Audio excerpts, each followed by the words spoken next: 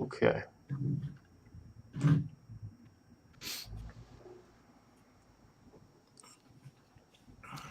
Okay. Yep, and we are live. Hello, Tom. How's it going? How's it going, my man? Going great. Thank you for joining us for this session. Yeah, no Um, problem, no problem. we'll probably allow like 1 or 2 more minutes for people to join, and meanwhile, I'll check that everything is online and things are streaming. So let's see. Yeah, Sounds good. I see the group. It's always a pain to see if it's actually working. Yeah, like you need to actually, use a few screens. I think two displays would be easier for that, but we'll get along with one. That's what I got working out right now. I got two. That's cool. That's also good for stocks if you ever did stocks and buying I'm and not very selling. active in the stock game. Yeah, I can't get into it. I'd pay somebody to do my stocks for me, but I it's just too much. yeah. If they're good, they probably won't take anybody's else money. They're fine, by themselves doing That's well. very true. Yeah. Okay. So let's see. Dropshipping videos. All right. Okay. So I think we'll start now, and whoever joins, that would be great. Just a little notion. There is a Memorial Day now in Israel, so if you hear a siren and we stop for a minute, I'm sorry, but you gotta do what you gotta do. Um, yeah, we'll have to stop a bit. It will be just a minute, so don't worry about it, and then we'll continue. But meanwhile, I want you to introduce yourself, Tom, and maybe talk a little bit about who you are, what you do today, and then we'll get into the actual questions and the topic. Yeah, of course. All right, yeah. So my name's Tom Cormier. I run a YouTube channel called ecomTom. If you guys haven't seen it, and basically what I teach on there, majority at the moment is eBay dropshipping, and I really try to take a different approach nowadays to what I'm doing. I followed a lot of the automated software, going with all sorts of different softwares out there. I'm not going to name any specific ones. I don't like to cause any beef with people I don't need to, and just the automated bulk uploading, auto ordering, all Amazon onto eBay. And eventually over time, it worked. In August of last year, one day I hit, I believe it was 13,000 in sales in one day on eBay, which is pretty unheard of. And it was working. I think so. I was running majority of like a cash back type, use my cash back credit card, the 5% one. How And many items is that, by the way? I had I had 3 stores running, and out of those 3 stores, I think altogether it was like 20,000 items. Wow. So it was a ton of items, but it's just so easy to bulk upload with some of these programs that you have no idea what you're selling. And obviously eBay's put a bunch of things into place nowadays on, like, if you have too high of returns in a specific category, like, you're going to get hit with extra fees and all these other things that I feel like a lot of people don't realize because either they're too new to it and they just didn't know that these updates happened, or they just didn't do enough research to the point where I highly doubt anybody that's still doing these methods is making any money. And what I set out to do is just learn, what I've been calling the manual eBay dropshipping method, which has been getting some flack because people are like, it's not manual. It's not manual. It's like, it's more manual than it was. Let's be honest here. But there still is some other, there's software involved, but nothing's connected through the eBay API. I'm straying away from using the big 3 suppliers. And I don't understand why people call them suppliers, first off, because they're not suppliers. They're other websites. But yeah. I don't use any Amazon. I don't use any Home Depot. And I'm moving away from Walmart. I started to use them, but it just seems like eBay's cracking down too hard for it. They literally just admitted. I launched a YouTube video today on the new seller update of 2019, basically. So the spring seller update, basically saying, they said literally in the update that if you get caught doing this, we're going to reduce your search visibility, which they've clearly been doing since about October of 2018. But yeah, so I've been teaching the manual method, how to source items from other suppliers, how to find other suppliers, like real suppliers, wholesalers. Some of them are wholesalers, some of them are retailers, some of them are kind of like a mixture in between. And when I started this new method, I wanted to make sure that I didn't use the big 3 suppliers. And in the second month that I was doing it, I found my own suppliers, other ones that people have been talking about on the internet over time, but just maybe hasn't been popularized. And, I sold $30,000 in my second month. So, and way higher profit margins. The front end profit margins are big, and you don't have to rely on the cashback method that I was doing last year. And it's just a lot easier to have a smaller amount of items that you kind of know what's going on and you can run your store easily. But besides eBay, I also do dropship on Amazon. I would say mainly retailers. So I do use one supplier that I use on eBay on Amazon, and they're like a pseudo retailer, wholesaler type supplier. And I'm killing the game with them. Like, I'm making one item that I have, it's 2 different SKUs. It's the same item under 2 different ASINs. And I've sold 200 of them in the last 30 days.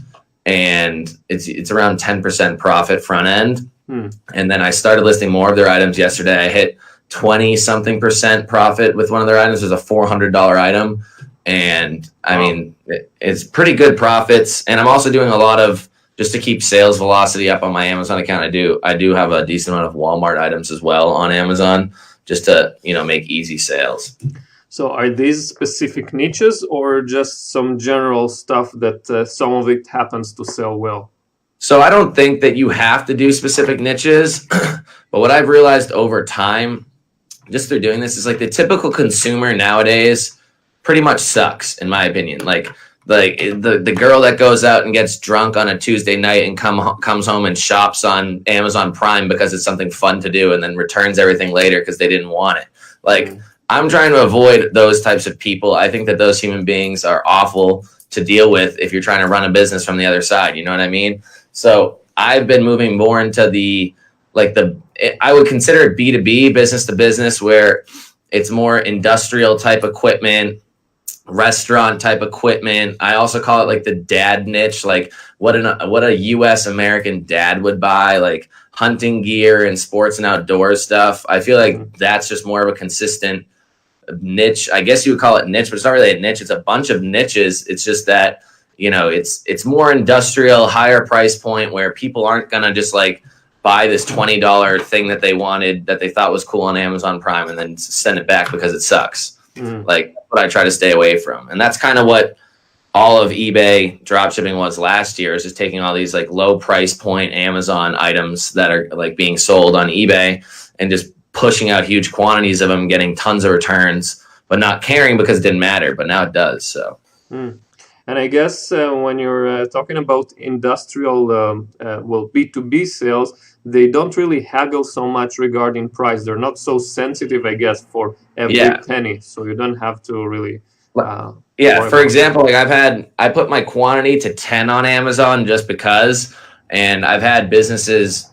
And like, it's funny because you realize that, you're drop shipping to some of these businesses from like Walmart and other places, but it's funny because they're like legitimate businesses. If you start looking, like, I've sold to hospitals, I've sold to a lot of stuff, but you realize that like I sold 10 like mini fridges to like a hospital one time. Wow. So I'm guessing they just keep like samples and stuff inside of, and it's like, they don't care. Like, they're just going to buy whatever. They just give whoever the company card, and then just go, oh yeah, just go buy things. So that's another cool part about it, is that, the spending limit, like you said, is a lot higher. They're not very sensitive about the price. And are they going to really return it? The typical consumer that's strapped for $20 and like, just bought a bunch of stuff all like willy-nilly on Amazon, that, if they're strapped for money, they'll probably return it to try to get their money back, or say, oh, it didn't arrive, or, just do a chargeback claim. But a business really probably isn't going to do that. And I haven't had very many experiences that way. Isn't it funny how people and it's not only businesses, obviously consumers, and that's how the arbitrage game works, but people don't bother to check on Walmart or Amazon the same item that they're buying, and then you're talking about a big quantity, but because it's like they're not their personal credit card, what do they care? They just want to find it in a place that's easy, and they buy and forget about it. Well, people are all about convenience, I would say. And if they know eBay.com, then they're going to go to eBay.com. I would say eBay and Amazon have probably 2 of the easier checking out processes. Walmart's not that hard either, but some of the other websites you might get confused, not as streamlined. You might not have even heard of them. That's the main thing I'm trying to do now, is like, even if it is a retailer, why not just use a retailer that nobody has ever heard of, or like it's a regional retailer, like it's only in like one specific area of the United States. So people on the East Coast might not have ever heard of this if it's on the West Coast or something like that, where, you know, they're not even going to go to that website because they didn't even know it existed.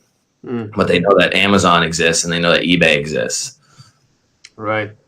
Yeah. So that's kind of what I've been getting into. I mean, I like it a lot better. It's the whole Amazon onto eBay game was just, it was just nonstop troubleshooting, problem after problem after problem after problem. Like, make a ton of sales. Oh, this happened. Make a ton of sales. Oh, this happened. And it just ended up becoming too much of a hassle. Like, you get burned out and run down by it. That's right. You know, we will dive in even deeper to the stuff that you talked about regarding the other retailers and how to find them, those who are like part retailers and part suppliers. But before that, maybe you can speak a bit about what we spoke before the live, which is how you started out. You told me that you started just experimenting with eBay with different areas, and maybe you can give us some intro regarding that.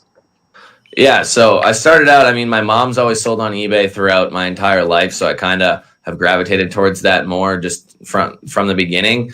And so she's always been selling stuff, buying antiques and furniture and fixing it up and selling it on eBay and other things like that. So I've seen her flipping things. So, you know, that came easy to me. Like, I came home from college after, you know, graduating, and I had like negative $11 in my bank account at one point. So I needed to make some money. So I just started selling my old like video games, my Nintendo 64 games and other things like that. And I realized over time that those things sell pretty well. So what I did was I just started finding them in places. I would go on Craigslist, and then I would find them on Craigslist and sell them on eBay. I would go on Facebook Marketplace, find them on Facebook Marketplace, sell them on eBay. And I was making some money. I think my best month doing it, I mean, I wasn't doing it full time. I got a job at that point.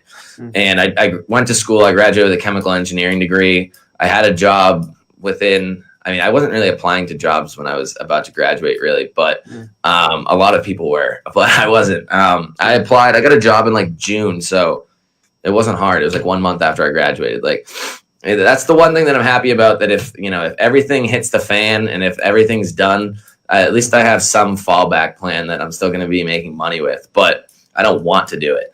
Sure. But so yeah, I found a job within like a month and a half, and then on the side I was just buying video games, selling them. I didn't really have a process. I had no idea what I was doing. I kind of just made my own like my own ways about doing it. Then I bought a cell phone one time, and the guy could have easily scammed me in so many different ways, but he didn't. He was like actually very truthful about it. And I think he just needed money for like drugs or something. And then I bought it and I sold it for like $120 profit. And then I was like, wait, these cell phones are pretty interesting. Mm-hmm. So I started YouTube searching it, like if there's an easier way to do this, how to not get scammed while doing, because it's pretty easy to get scammed if you don't know what you're doing.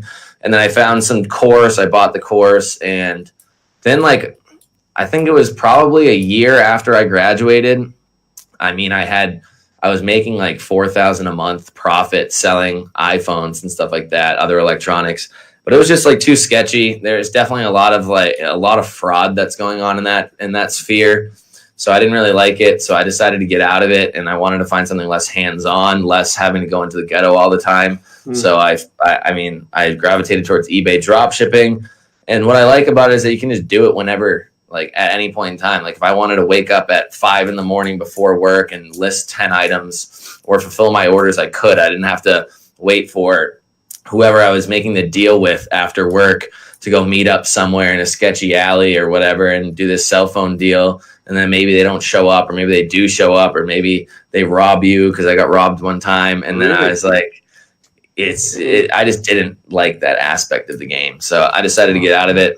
And I mean, then I started doing the regular old Amazon onto eBay drop shipping. That worked for a while. I mean, tons of cash back money. I think it was like on one credit card, I made like $57,000 last year in cash back. Wow. So it was pretty wild times. But one thing I think a lot of people don't realize, or they don't like, is that e-commerce is always changing. There's always something that's going to happen, and you need to adapt to it. And a lot of people, I don't think, want to adapt to things. So they just like think that it's broken forever, and then they fall off and they're like, oh, I'm never doing this again. which is what I've noticed with the, switching from all this automated software to going the manual method. In 2019, I've seen a lot of people like, oh, it's definitely just dead. It's not going to work. It's like, no, just find a new way.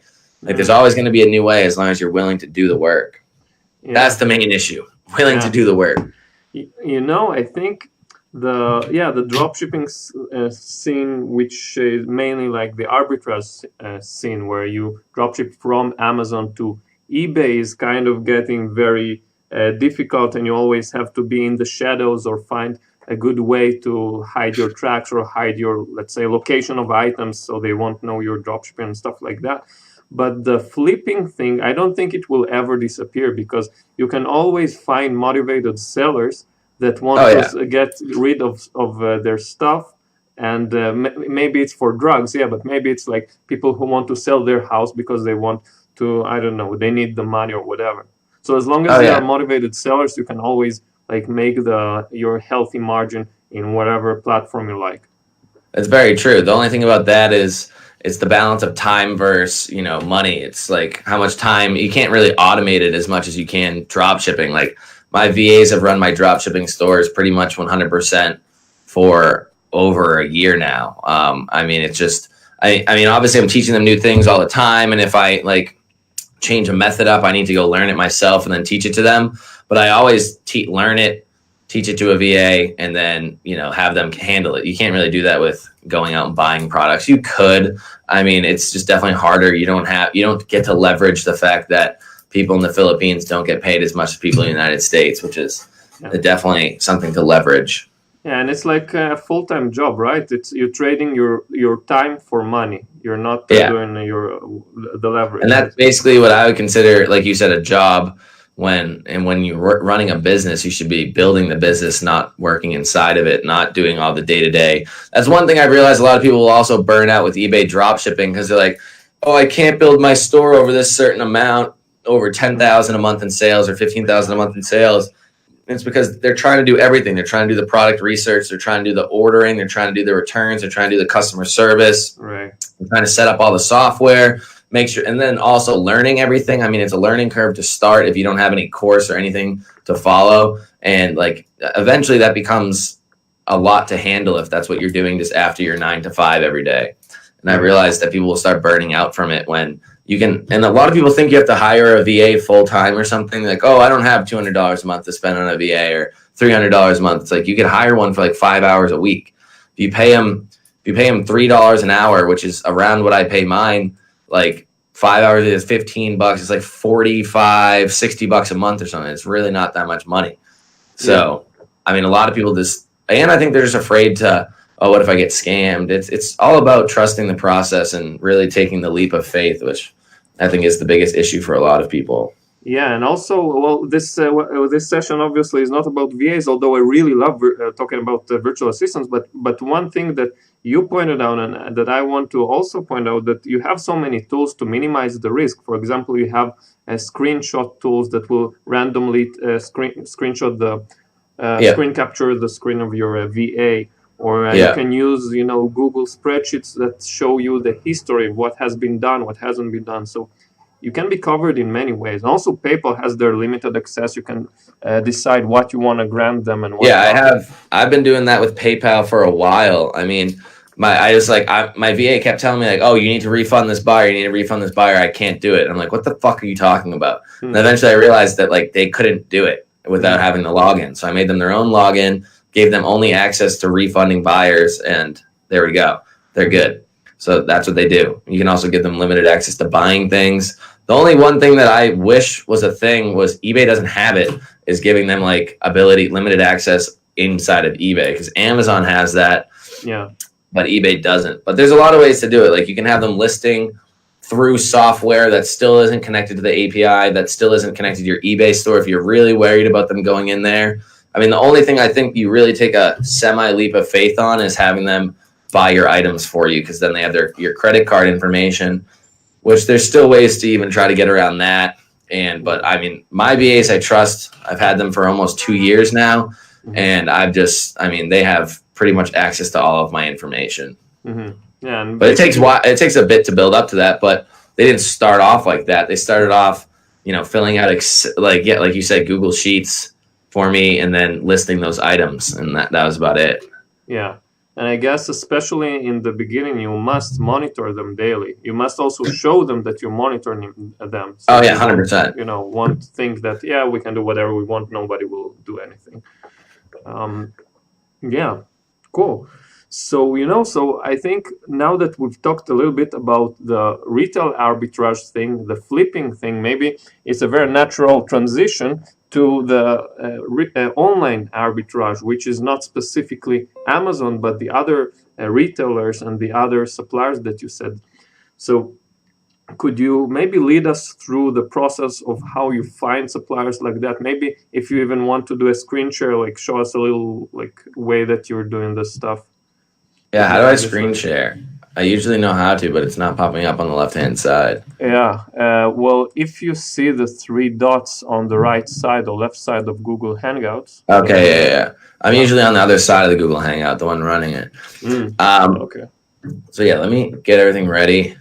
So I'll just go over a quick little bit. I'm not going to give away any real suppliers here, but we'll screen share my screen.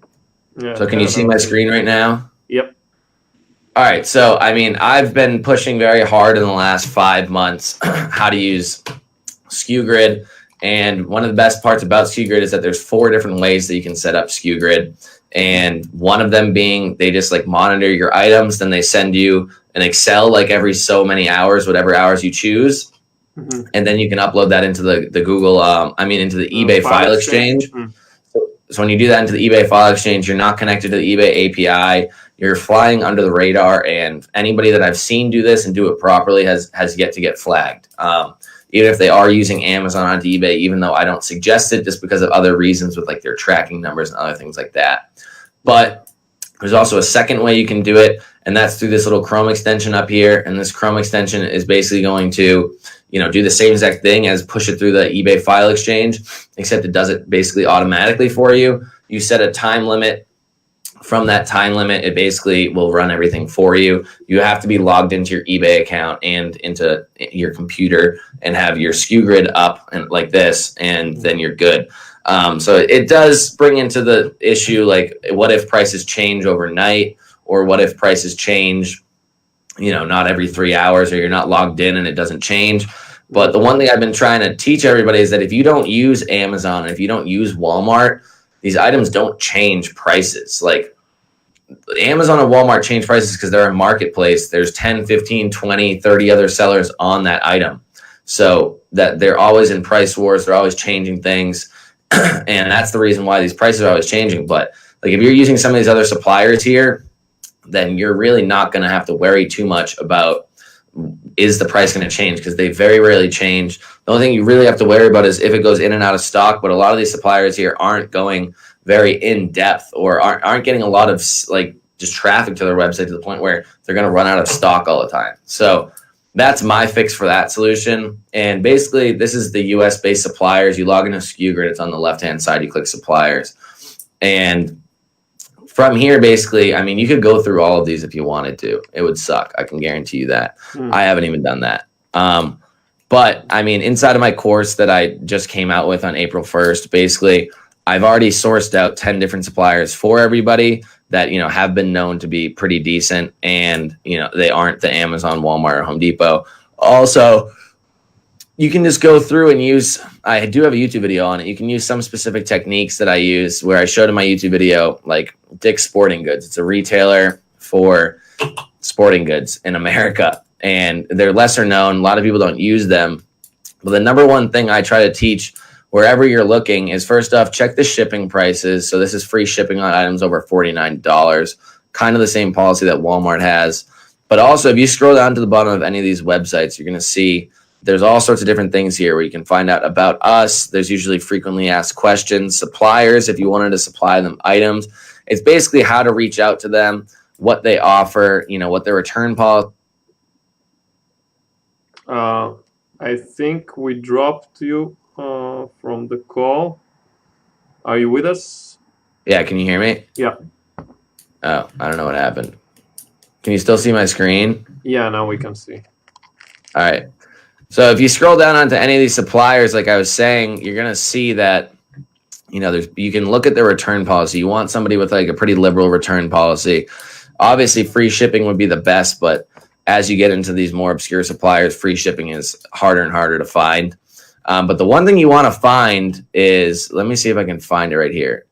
Right here. So it says Dick's Sporting Goods, Golf Galaxy, and Field and Stream.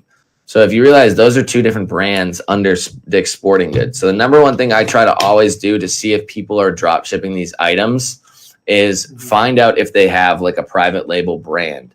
So if you go onto Walmart.com, you're going to realize that they have a ton of items under the brand Mainstays. And that's because that's their own brand. It's like Amazon Basics, right? Yeah, I mean, that's the same thing. So no, Amazon Basics isn't going to be sold on Walmart unless somebody's drop shipping it from there. Mainstays isn't going to be sold on eBay and Amazon unless somebody's drop shipping it, which if you go onto eBay and Amazon, you realize there's a ton of Mainstays on eBay and Amazon. But I mean, that's basically the key. So you want to find somebody that's drop shipping these items. Here you go. There's tons of them. I mean, these are all from Walmart. They have to be. There's no other place that makes Mainstays unless it's Walmart. Well, so I mean, sorry to interrupt you, but if you go to the couple of the first ones, there's one that's selling like 100 and something plus. Oh yeah, is this? I mean, the person's doing the manual method. I know that. I've looked up this person's store many times. Sorry if you are this person and you're watching it, but I mean, we can even click on a price here. So they're selling it for $42.98. If you want to find the item easily, you just highlight the title, right click, and click search in Google, and you should find it fairly quickly. Here it is. So it's $27.44, but it's going to have $5.99 shipping because any item under $35 has $5.99 shipping. By the way, does Walmart still offer this promotion they had? It was like Prime of Walmart or not anymore? Oh, like Walmart 2-day shipping? Yeah, something like that. Yeah, they still have it. It's not on all their items. So you would get this item if you're tax exempt, which you really need to be tax exempt in nowadays, for $33.43, and he's selling it for $42.98. He's definitely making money with it. I can tell you that. So $42.98. Let's just do a quick calculation. 0.98 times 0.88 is going to get rid of your eBay and PayPal fees mainly. And he was selling it and he was getting it for $33.43. I mean, he's making 10% on this item front end, and he sold it 621 fucking times. So, I mean, that's just the power. Oh, and he's charging $4.99 shipping. Oh, so wow, even more than that. So that profit plus $4.99 equals he's making over 20% margin on this item. So hold on, it's just on that item. That's about $6,000 profit. Yeah, like that's crazy. I'm telling you, like, the people that are doing this method are doing it very, very, very well. And you can see that he sold it for 50 something here. I can see. Well, that's probably because the price there changed or another. Yeah, there's different variations as well. I think so. The walnut one looks like it's cheaper. If we go on to the listing, the walnut one's cheaper by $3. Yeah. So. I mean, this person's obviously using SKU Grid. They're obviously just bulk listing a variation here and, you know, just selling. They have a decent, their image on their photo is different. You know what I mean? It's not just this stock photo. They obviously edited this to get this. They put their little like watermark on it. It's all little things like this. And like, look at the description. The description doesn't have to be flashy. That looks like shit in my opinion. Yeah. Obviously, it doesn't look good. The Comic Sans font type. Yeah, but it doesn't matter. I mean, so that's the thing. That's the thing I try to point out to people. And obviously, this is their other item. This is somebody else. They've sold this 62 times. Only the white one's in stock right now, I'm guessing. But, you know, they only have 75 feedback. They've sold it 62 times. So, I made a YouTube video about this, and it seems like a lot of people have copied this. So, sorry to the original person. That EXX bargain guy was definitely the original person to do that. Yeah, I think he's doing really well. Like, it doesn't really scare him if you know, people see that he probably has other stores as well. Yeah, I'm sure he's not too worried. So the main thing I try to point out when you're finding these other suppliers is if you find their private label brand and you search it, I mean, private label brand means that they're the only ones that make that brand. So if you search it on eBay and if you search it on Amazon and somebody's selling it, then you can guarantee that they're drop shipping it. So if you go into Dick's Sporting Goods right here, it might take a little bit of research, but also they have a chat. You can just type in the chat and go ask them, hey, do you guys have your own brands? I mean, it's a weird question to ask, but they answer, trust me. But if you type in field and stream, which is Dick's Sporting Goods' own specific brand, you'll realize that if you look at all these items, it literally says Dick's exclusive right here. I mean, it can't get any more blatant that it's their own brand when it says Dick's exclusive. So, I mean, you can either type in, just find something, a random item, and try to type it in if that specific item is being sold. It seems like some of them are, but not with the specific Field and Stream brand. Or you can just type in Field and Stream, see what shows up. You can go to new items over here on the side to try to not get any used ones. And, you know, if you can't find anything, because as I'm scrolling, I'm just seeing a bunch of clothing. I'm not big into clothing. You can just, you know, what is the main type of items they're selling here? It seems like all camping related stuff. So I would just type in Field and Stream tent. And here we go. I mean, there's one person right here, one person right here, this person, this. I mean, they're obviously, this is people drop shipping it. So, I mean, are these items selling well? Not as well as the Walmart items were, but eventually I'm sure you could find an item out there that somebody's selling pretty well. And then, I mean, you can use a program like Zik Analytics to go search this person's store. So if you want to highlight their name, you can copy it, go into Zik Analytics, search their name, press enter, and then see their best-selling items. I mean, their best-selling, and then you can go try to find their items from there, depending on if you're interested in it. So, I mean, this is their best-selling item. I can guarantee you I can find it in 2 seconds. Oh, it's used, but you just reverse Google search it. You know, sometimes people use Amazon's warehouse deals and put them on eBay. I don't think it's recommended, but what's your experience with that? I think that that's an awful idea in today's day and age. Yeah. I think that that is literally the worst thing you can do to your account. Because I was doing it and I was making a ton of money while doing it. But the biggest issue with that nowadays is that you're going to get a ton of returns for it. Because, you know, Amazon warehouse deals, it says like new or used like new. I've bought and used like new things before off Amazon warehouse deals just for myself. And I can guarantee you they're not always going to come used like new. I mean, people are lying about the status of their actual products. So I've realized that some people will literally just sell like awfully destroyed items on there as used like new, and then you're sending it to somebody's house. You have no idea what the quality is. Like, the biggest issue with drop shipping right off the bat is you don't even get to see the item, which is great, but you don't even know if it's a brand. I've had a ton of brand new items come with issues. You know what I mean? Like, they came in the box missing parts or completely destroyed from the manufacturer and just thrown in a box and shipped out. So, I mean, taking an extra risk like that, in my opinion, is not worth it. Yeah, and also open box item, even if they're new but open box, that's also risky because you never know. Maybe they missed some little parts, some little bolts and nuts. I mean, there's a reason why it was returned. Let's be honest. There are always usually returns. There's a reason why it was returned. I mean, sure, there's a chance that somebody was just not interested in the item, but sure, there's a lot of fraud that goes around nowadays. I mean, sure, somebody could have opened up. My buddy does a lot of buying pallets, like returned pallets, and just like parting it out and selling it on eBay and Amazon. And he said like the number one thing people will do is buy Fitbits and then steal the charger and then just return the Fitbit, so it just doesn't have a charger in it. Or like buy like any type of Bluetooth speaker and then steal the charger just because they lost the charger, and then return it back. So there's tons of fraud out there nowadays, and if you're selling these used items, I mean, you're running a huge risk.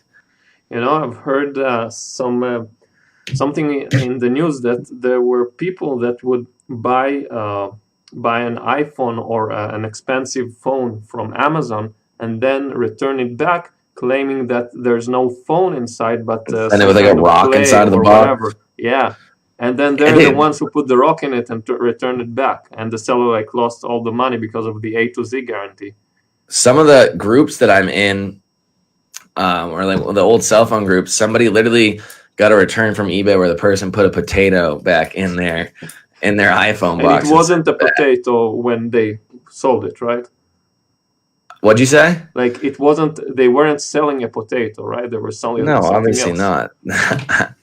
I mean, that's the thing. There's so much fraud out there nowadays. Like, even if you get an item delivered on Amazon and you just tell Amazon, hey, I never got the item, but clearly it showed up. Like there's USPS proof or UPS proof.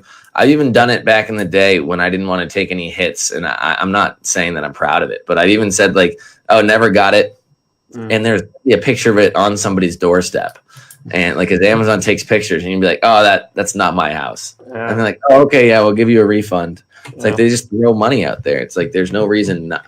I mean, they're not giving people any incentive not to lie. It's so you need to give every single possible reason as to why that item should never get returned in the first place. And like that goes back to me in really liking the selling to businesses and really liking the selling to.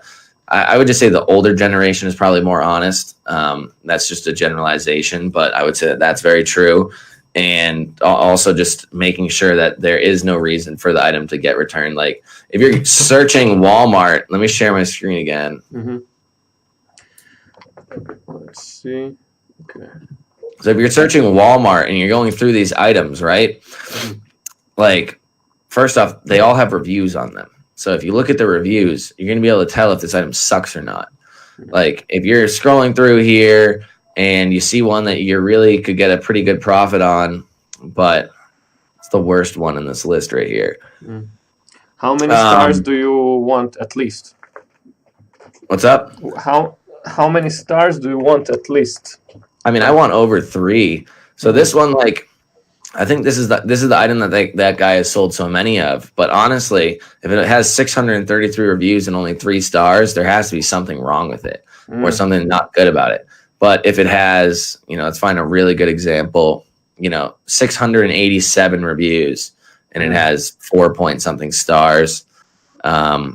That's definitely right here. 1,611 reviews with 4 point something stars. I mean, that's the best item probably out there. 3,751 with 4 stars. I mean, you can't complain about that. You can't make everybody happy, so it's never gonna have 5 stars. But if it's anywhere below 3, you should be extremely worried. I mean, 3 you could get away with, but me personally, I just like to take the least amount of risk nowadays as possible, just because I want my business to last long, and I don't want to get screwed over for anything that I just don't need to be screwed over for. But a lot of people like to take inherently a lot more risks than I do. Yeah.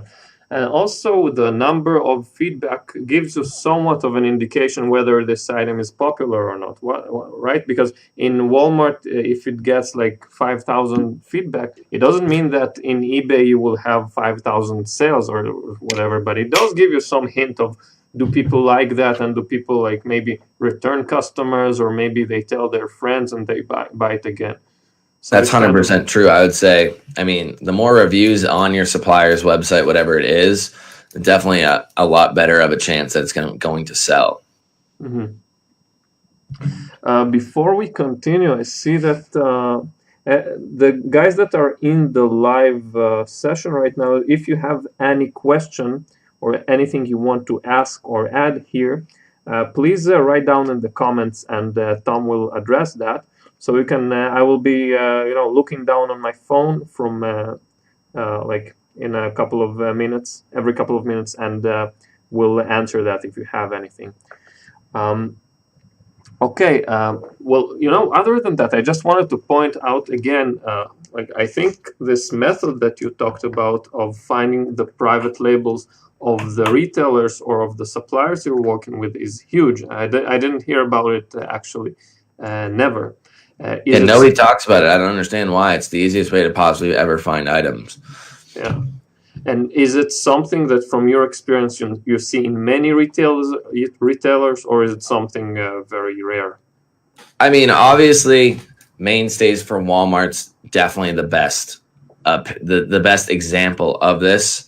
Mhm. But there is definitely other suppliers that nobody really talks about, that once you find their private label brand and you search it on eBay, you will find items. There's no doubt in my mind that it's definitely true, but it's how do you go about finding it? It could take time. You could just have no idea what you're doing. But like I said, if you open up a chat, and I'm going to post a video on YouTube probably.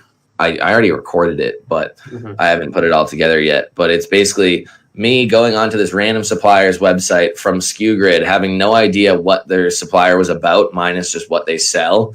And then I literally contact their support chat and I ask them any question that anybody would ever ask. Like, do you guys accept resellers? I literally tell them I'm trying to resell your items on eBay and Amazon. Do you allow that? They're like, oh yeah, we have plenty of people that do that. Like, do you guys have any of your own private label brands? If so, let me know what they are. And they literally gave me every single answer that I asked. Like, some people I think are afraid because they're going to get denied or something, or the supplier's going to tell them to fuck off. But honestly, he told me everything. I literally went as far as the last question I asked was, what are some of your best selling items? And he literally gave me an example. And I was like, okay, like, you can't go, like, you can't script that. It was 100% real, that a transaction that happened. Yeah, you just have to ask. You'll be that's what I'm saying. The answer's always no unless you ask.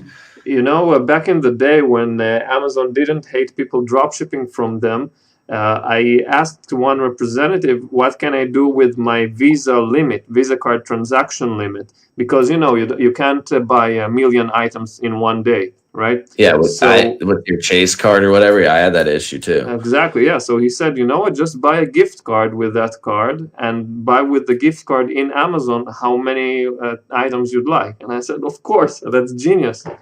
And it was maybe 6 years ago, before all this business model was so popular and everybody knew all the tricks. You had to find out the solutions for yourself. So yeah, it's amazing what you can do with simple questions. That's what I'm saying. I mean, a lot of people just don't ask. The answer is always no unless you ask. And people seem to want to flock to Facebook groups to ask these questions that if you just took that time and typed it into whatever website you were actually on and asked the representative, you would get the answer a lot quicker.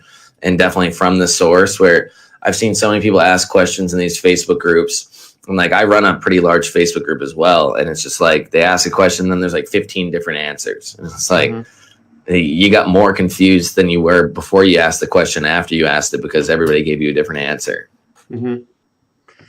So are you using just the suppliers in SKU Grid, or do you also have other techniques or ways finding other suppliers out of the system?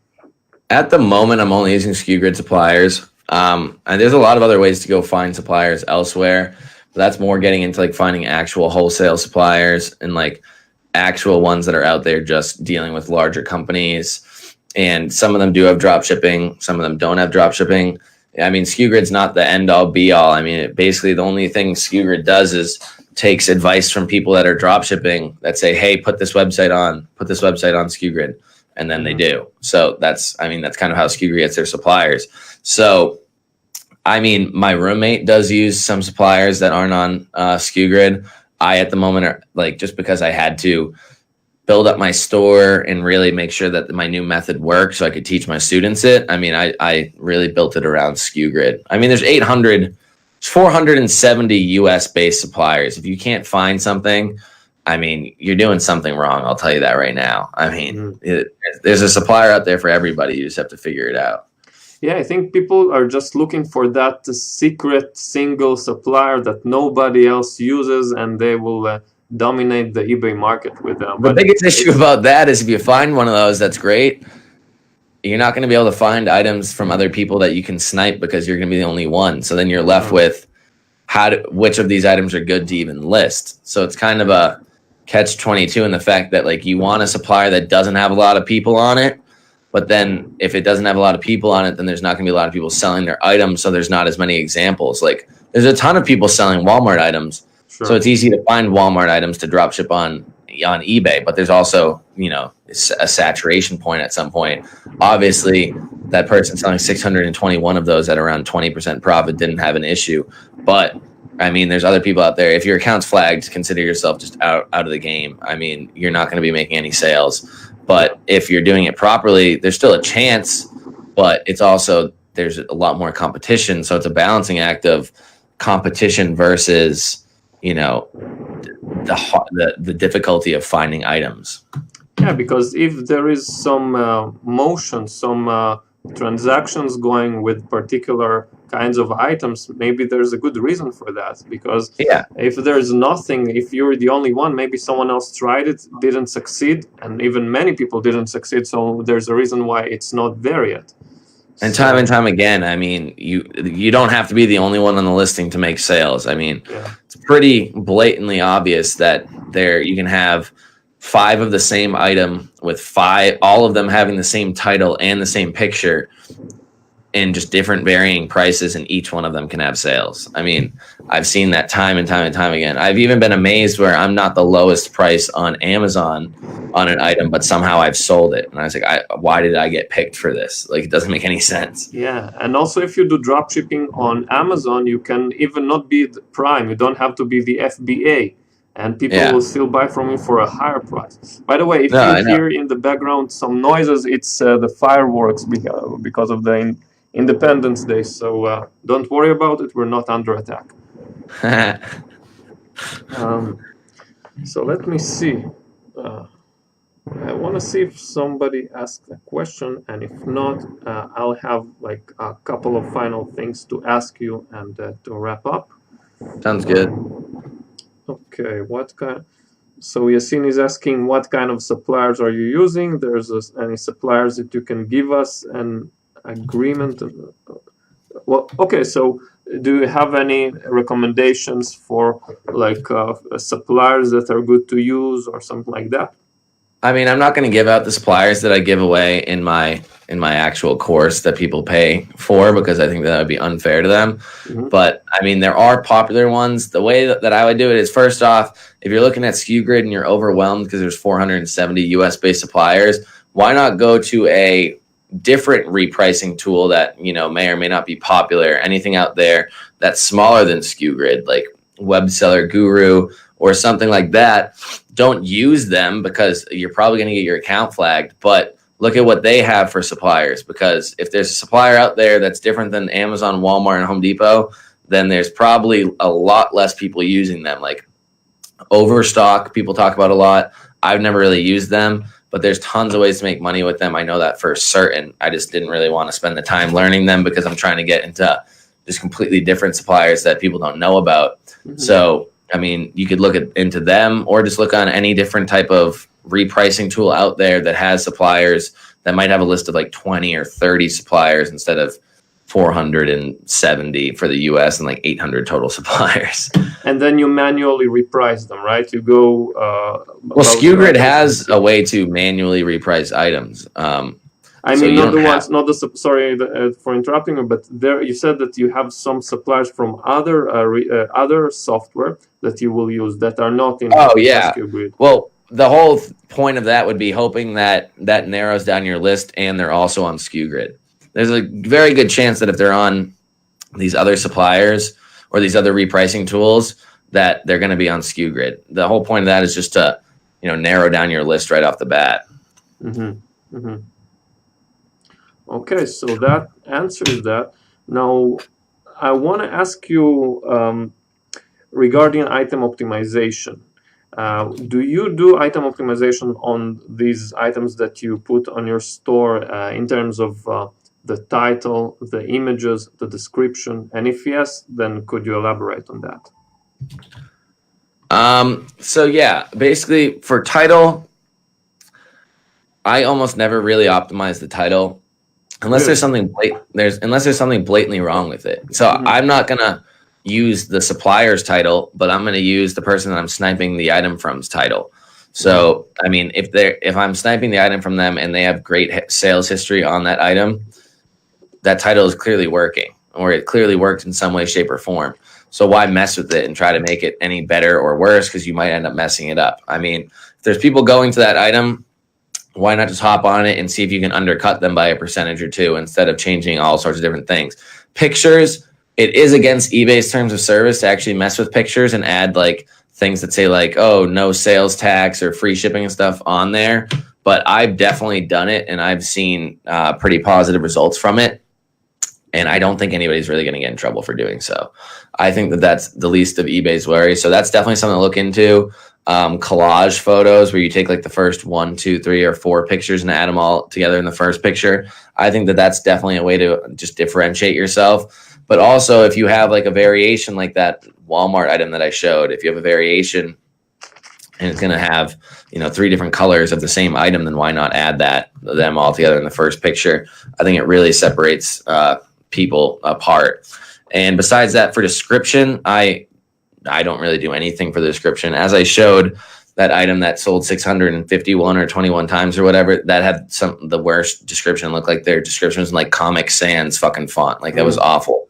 So, I mean, I don't think description really matters at all. I think that I honestly think that people expect that if your description sucks, which, when I was reselling video games and cell phones, am I going to go out of my way to make the description look beautiful? Or am I just going to say, cell phone works, this is the type of cell phone it is, this, and that, and like 5 different like sentences, and that's it. Like, that's what I'm going to do. I'm not going to do a very in-depth thing at all. So that's pretty much, I think that people think that you're more of a legitimate seller, or you're more of like a personal seller, like just a small mom and pop store if your description's awful. That's kind of my way of thinking about it. And I mean, it seems to work pretty well. And then besides that, there's a few other ways to really optimize it, but that's pretty much it. I would say just copy the title. If there's something blatantly wrong in that person's title, that they're just either like trying to keyword spam or trying to like, or you just notice it's not going to work. I mean, if it's going to cause any confusion, change it, because you don't want to get a return because of that confusion. Mm-hmm. I had this like stove or something I was selling, some sort of cooking range, and it was natural gas, and there's a way to change it into propane, but you have to have a conversion kit for it. And that conversion kit's not included, but my listing said like natural gas plus propane, and the person thought it was propane without the conversion kit. He bought it and then was like, oh, like I didn't know I needed the conversion kit. I don't want it anymore. Thankfully, he opened the return case and never sent it back, and I got it closed. But it's still a return case that's opened. I see. So you really want to make sure that just don't cut any corners. I mean, if you're going to try to cut corners, then hire a virtual assistant that's not going to cut corners. Make sure that every listing is what they say it is, and make sure that it's a very well described item, and you should be fine with, customer satisfaction and making sales. Yeah, you can be lazy, but if you're lazy, be smart about it. Hire someone to do the hard work. Yeah, I'm definitely lazy. I mean, I'm not lazy. Like, I'm going to make the listing look good, but after like 2 of those listings, I'm going to be like, okay, I'm done. Yeah. I'm done. You got the point, and you can outsource it. Good. But even since I started, even before I even started dropshipping, I hired a virtual assistant. I just had heard that it was the big thing to do, and I wanted to do it, and I had extra money, so why not? And I just hired one literally before I even listed my first item. How did you hear about virtual assistants? I mean, I had bought a course, and the inside of the course, the person mentioned it. So I was just like, all right, go to onlinejobs.ph and post a job post, and I'll figure it all out from there. I mean, I figured it out the hard way, I can tell you that, but. I see. Okay, man, I'm seeing that we're already past our 1 hour. So just before we finished, first of all, I want to thank you very much regarding all this information. I myself learned this big thing with the private label with suppliers. I think it's a big thing, and I'll definitely check it out. Yeah, let me know how it goes. Yeah, and I wanted to ask you, if you have something you can offer, any course, or how people maybe can contact you, or learn more about what you're doing. Yeah, so as always, I mean, reach out to me on Facebook if you have questions. I'm pretty active on Facebook. It's pretty easy to find me. If you just search Tom Cormier, you'll find me. Besides that, there is a free mini course, which I actually forgot to give you the link to, so I can get that. And besides the free mini course is going to give you the basic overview of what I'm doing nowadays, how to set up SKU Grid, which is probably the number one issue out there. This free mini course just covers, kind of using SKU Grid, a little bit about it, and finding items. And then besides that, after that, inside of the free mini course, there's actually also a coupon to get $50 off the main course. And the main course is really what's going to teach you everything that there is out there on manual eBay dropshipping. There's 67 videos at the moment inside of the course and over 12 hours of content. It will bring you from beginning to intermediate to advanced, where in the very first couple of videos, we're literally setting up a brand new eBay account. And I made a brand new eBay account just to do this while I was making the course. So I created a whole new account.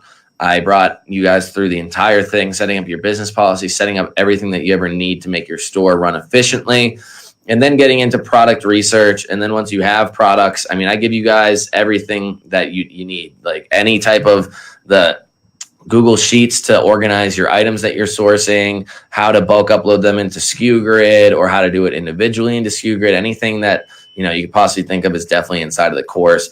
A list of 10 different suppliers that aren't Amazon, Walmart, or Home Depot to use that I've already pre-vetted and used and made sales from myself. And then after that, it's all getting into more advanced topics or intermediate topics where, how to order properly, how to make sure you're ordering through cashback portals, how to really maximize your profits, tax exemption. That's pretty much it. There's a lot of just advanced topics on how to make your sales, double, triple. Not very much about hiring virtual assistants, a little bit about that, and just overall. And then at the very end of the course, actually, in the last video, I do show that when I was creating the course and I made that brand new account that I was listing on, I listed 6 items, and one of them actually sold on the last day of me recording the course. And it was I think it was 2 days after I listed all the items. It sold for a decent profit. It wasn't the best, but it was a Walmart item. And I just thought it was a pretty cool way to cap off the course to show that I actually did make a sale at the end with only 6 items listed. Yeah, that's a cool wrap up. And also I want to add that, there are many courses online from Udemy and from people who just, 2 days ago opened their first eBay store, and now they're mentors. And one thing that's important for me is that people are legit. And that's also one reason that I'm doing interviews with people and I'm getting to know them to make sure that, the person knows what he's doing, knows that what he's telling works. So yeah. I think, guys here who are listening, you can definitely see that Tom knows what he's doing, and based on his answers and tips, I think you can get a feel of what to expect in the course and what kind of level of quality and of information. So I think that's great. Okay. Yeah, I appreciate it. And one thing I want to say is, if you're going out there trying to get all this free information, first off, nothing in the world is free. No matter what, even if you're giving somebody your email to get free information, you can damn well be sure that you're going to get hit with many other emails down the line trying to sell you something. If you go to Udemy to buy anything, it's you get what you pay for. You're gonna pay $15 for Jack Pittman's newest course or whatever. You're gonna get what you pay for. I can tell you that right now. And it's just it doesn't make any sense. But that's my opinion on things. People that are giving out all this free content, there's a method behind their madness. So you gotta realize who you're dealing with, or what you're actually going to get out of it. Okay, and I'll put the link down below this video for the course, so we can use that. If people have any questions, can they comment, and could you see if you can answer them? Yeah, I'll reply as long as they tag me. Yeah. Also, I'll give you the link to the free mini course as well. Perfect. Yeah, so under this video, you'll have both the course link, the full course link, and Tom will give us the link to the free mini course. All right. So with that being said, Tom, I want to thank you very much. I think it was very insightful. I learned a lot, and I think the people who are watching this and will watch this will also learn a lot of useful information. Here, yeah, I see the mini course, so I will put the link in the video in a moment. But meanwhile, thank you guys. You and I will stay for 30 more seconds because there's a slight delay in the broadcast, so I don't want anyone to miss the last couple of seconds we had or minutes we Okay. had. But either way, thank you guys very much, and I'll see you in the next video. Bye-bye. I appreciate it. Thank you, guys. Okay. Now, OBS has this weird thing that I can noticed. tell it's very delayed with the OBS. Exactly.